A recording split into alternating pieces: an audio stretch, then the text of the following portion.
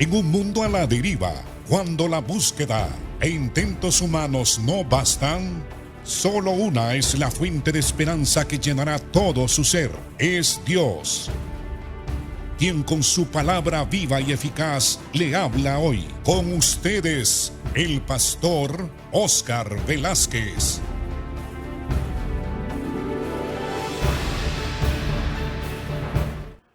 En el capítulo 2, hermanos, que estamos estudiando sobre los grandes temas de la Biblia, estamos estudiando Hechos capítulo 1 y 2. El día de ayer hablamos de cómo Lucas escribe a Teófilo contándole todo lo que sucedió inmediatamente después de la resurrección de Cristo y también contándoles cómo es que el Señor iba a cumplir la gran promesa de enviar el Espíritu Santo sobre los apóstoles. Los apóstoles recibieron una autoridad legal cuando el Señor les enseñó cómo evangelizar. Los mandó a las ciudades donde ellos habían nacido o vivían y les dijo: vayan, prediquen el evangelio del reino, sanen a los enfermos, echen fuera demonios, y si hay algún muerto, pues resucítenlo.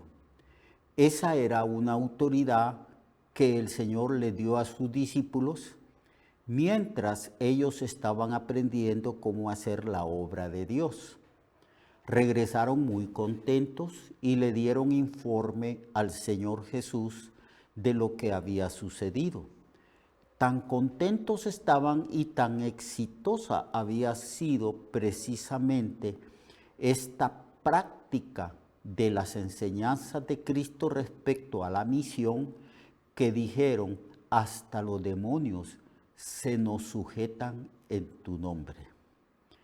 Pero cuando Jesús murió, resucitó, apareció a sus discípulos, les dijo que iban a ser receptores del Espíritu Santo y que iban a ser investidos del poder de lo alto por medio del Espíritu Santo. Porque el Señor Jesús les había dicho, y eso se encuentra en el libro de Juan, les había dicho que el Espíritu Santo había estado con ellos, porque el Espíritu Santo reposaba en Cristo, estaba en Cristo. Entonces les dijo referente al Espíritu Santo, al otro consolador que ellos iban a recibir, porque el Espíritu Santo está con vosotros, pero estará en vosotros. Una referencia a que los cristianos íbamos a ser templo y morada del Espíritu Santo. Pues el cumplimiento de esa promesa, que nosotros la encontramos en el libro de San Juan, está en el capítulo 2 del libro de los Hechos. Cuando llegó el día de Pentecostés, es decir, 50 días después de que Cristo murió en la cruz. Al tercer día resucitó, 40 días estuvo platicando con sus discípulos, enseñándoles todo lo referente al reino de Dios. Y en el capítulo 2 encontramos que Cristo cumple la promesa de enviar el Espíritu Santo sobre esos 120 personas. Teólogos dicen que es allí precisamente en este acto de Pentecostés, cuando Dios fundó su iglesia, cuando Dios comenzó su iglesia, cuando hay una inauguración de la iglesia, que es el cuerpo de Cristo. Y dice así el capítulo 2, verso 1. Cuando llegó el día de Pentecostés, estaban todos unánimes y juntos. Y de repente vino del cielo un estruendo como de un viento recio que soplaba, el cual llenó toda la casa donde estaban sentados. Y se les aparecieron lenguas repartidas como de fuego, asentándose sobre cada uno de ellos, y fueron todos llenos del Espíritu Santo y comenzaron a hablar en otras lenguas según el Espíritu les daba que hablasen. Aquí pues tenemos el testimonio el envío del Espíritu Santo sobre un grupo de personas, como 120 personas. Ellos habían estado orando. Después de que Cristo les habló al final de los 40 días que se les aparecía y desaparecía enseñándoles, el Señor subió al cielo. Ellos regresaron al aposento alto y estuvieron allí con gran expectativa, orando. Es por esa razón que hay algunos que predicamos que una de las cosas fundamentales para ser llenos del Espíritu Santo es orar. En el libro de los Hechos, cada vez que vemos a un grupo de personas o a la iglesia orando, vemos las manifestaciones poderosas del Espíritu Santo. Si queremos experimentar un avivamiento en nuestra iglesia local, y si esperamos un avivamiento de la iglesia en esta ciudad de Ciguatepeque, nosotros debemos de orar. ¿Cuánto tiempo estuvieron orando después de la promesa? 10 días orando, con grande expectativa. A lo mejor quizás eran más de 120, pero los que perseveraron orando eran esos 120. Dice que estaban unánimes. Unánimes quiere decir que eran de un mismo sentir, de un mismo ánimo. Y la otra cosa fundamental para que ellos recibieran el bautismo del Espíritu Santo es que estaban juntos. Había un acuerdo de ellos. Se habían puesto de acuerdo en orar. El Señor no les dijo de aquí a 10 días. El Señor les dijo de aquí a no muchos días. Así que el Señor no les dio la fecha exacta en que iba a enviar el Espíritu Santo. Pero ellos creyeron que a partir de la ascensión de su Señor, en pocos días, no muchos días, dijo el Señor, yo enviaré el Espíritu Santo. Y el Espíritu Santo fue enviado precisamente en un día sumamente importante, un día de fiesta donde se celebraba la fiesta de los primeros frutos. También se le llamaba de las semanas, porque eran 7 semanas, donde se mecía una gavilla de trigo en la presencia de Dios con acción de gracias, y donde el pueblo de Israel agradecía al Señor por las buenas cosechas. Entonces Dios, en su soberanía, dispuso enviar el Espíritu Santo el día de Pentecostés, 50 días después de que Cristo había muerto en la cruz. Así que cuando llegó el día de Pentecostés, estaban todos de un mismo ánimo y estaban juntos. Esta unidad de este grupo de personas, 120, es un ejemplo de cómo nosotros debemos de tener siempre unidad. Unidad de ánimo, unidad de propósito, cómo debemos mantener la unidad del Espíritu y cómo estar siempre juntos. Estaban todos allí, habían orado, tenían ya 10 días de estar orando después de la ascensión del Señor. Y de repente vino del cielo un estruendo, como de un viento recio que soplaba. Exactamente como sucede cuando de repente nosotros en nuestro lugar donde vivimos se desarrolla una tempestad de viento. El viento suena, los árboles suenan, las láminas que cubren nuestras casas suenan. Nosotros somos testigos de esos fenómenos naturales. Pues aquí hay un fenómeno sobrenatural. Ellos sintieron, oyeron un estruendo como de un viento recio que soplaba. Y percibieron que ese viento que soplaba penetraba en esa casa donde estaban ellos unánime juntos, esperando la promesa del Señor. Esa casa se llenó de ese viento recio y entonces llenó la casa, dice, el viento llenó la casa donde estaban sentados y se les aparecieron lenguas repartidas como de fuego. Todos fueron testigos. Todos vieron que lenguas de fuego, como de fuego, sobrenaturales se asentaban en la cabeza de cada uno de los que estaban allí. Y fueron todos llenos del Espíritu Santo. No solamente recibieron el Espíritu Santo, sino que fueron dotados de un poder.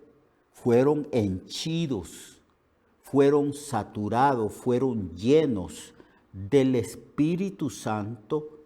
Y la señal de eso, porque dice ahí, y hablando de las consecuencias de recibir ese Espíritu Santo, comenzaron a hablar en otras lenguas, según el Espíritu les daba que hablasen. Unos hablaban una lengua, otros hablaban otra lengua, otros otra lengua. Se ha interpretado ese fenómeno de las lenguas para decir o para que aprendamos o que sepamos que el Evangelio es de carácter universal, que Dios envía a su iglesia por todo el mundo a predicar el Evangelio por todas partes, porque ahí en el día de Pentecostés, como era una fiesta donde los judíos que vivían en otros países y en otras áreas y provincias, ellos venían a Jerusalén para celebrar la fiesta del Pentecostés. Allí estaban entonces de todas partes. Dicen que esas gentes que estaban reunidos en Jerusalén corrieron a ver qué es lo que pasaba, porque el estruendo no solamente lo habían oído los que estaban en el aposento alto, sino que fue notorio. Se oyó el estruendo en toda la ciudad, o por lo menos la gente que estaba ahí cerca de esa casa del aposento alto. Entonces acudieron ese montón de gente que estaba ahí peregrinando para celebrar la fiesta del día de Pentecostés. Y dicen que les oían hablar en su propia lengua. Allí habían muchas personas de diferentes idiomas y estaban atónitos y maravillados diciendo: mirad, ¿no son galileos todos estos que hablan? Porque ciertamente los discípulos eran galileos. Y están maravillados porque los oyen hablar en un idioma que los galileos no hablaban. Y por eso dicen, ¿no son todos estos galileos que hablan? ¿Cómo pues les oímos nosotros hablar cada uno en nuestra lengua en la que hemos nacido? Partos, medos, elamitas, y los que habitamos en Mesopotamia, en Judea, en Capadocia, en el Ponto y en Egipto y en las regiones de África, más allá de la región de Cirene, y romanos aquí residentes. Los romanos hablaban el latín y también algunos hablaban el griego. Cretenses y árabes, les oímos hablar en nuestras lenguas las maravillas de Dios. Ellos alababan, glorificaban y exaltaban el nombre del Señor y reconocían quién era el Señor y lo que el Señor hacía, las maravillas de Dios. Y estaban todos atónitos y perplejos, diciéndose unos a otros, ¿qué quiere decir esto? ¿Qué significa esto? Eso es lo que estaban preguntando. Nunca habían escuchado, no existía precedente espiritual, religioso, referente a esto de las lenguas. Era nuevo, por primera vez ocurría algo semejante. ¿Qué quiere decir esto? ¿O qué significa esto? Mas hubieron allí algunos que buscaron alguna explicación y dijeron burlándose, es que están borrachos, es que están llenos de mosto. Pues este relato del historiador Lucas se ha interpretado que esto de que ellos oían que los apóstoles y los 120 hablaban de las maravillas de Dios en los idiomas de ellos, que esto enfatiza el hecho de que el Evangelio es universal y que se cumple con lo que el Señor había dicho antes de subir al cielo. El Señor antes de subir al cielo dijo, prediquen el Evangelio y comiencen a predicar el Evangelio en Jerusalén. Pasen después a toda la provincia o departamento de Judea. Y cuando hayan saturado del Evangelio todo Judea, pasen a la provincia de Samaria. Y de allí ustedes salgan de los límites de Israel, de la tierra de Israel, hasta el mundo entero. Hasta el mundo entero. Entonces, estos que están allí, que habían venido a la fiesta de Pentecostés, son como representantes de todas las naciones a donde el Evangelio, hasta el día de hoy, hermanos, han escuchado el Evangelio, porque el Evangelio se ha predicado ya en todo el mundo. Mañana vamos a ver y estudiar el significado de ese fenómeno. ¿Qué quiere decir esto? ¿Qué significa esto? Entonces Pedro responde a esa pregunta. Mañana lo espero para que continuemos estudiando este capítulo 2 del libro de los Hechos. Que Dios le bendiga a usted y a todos los suyos. Recuerde que su vida puede cambiar y mejorar, porque la palabra de Dios es viva y eficaz, y más cortante que toda espada de dos filos. Hebreos 4:12. Nuestra oración y deseo es que esta palabra predicada lleve mucho fruto. Le esperamos en el próximo programa, a esta misma hora y en esta misma estación. Esta es una producción de Ministerios Reflexionarte, en colaboración con Cirkenu Network.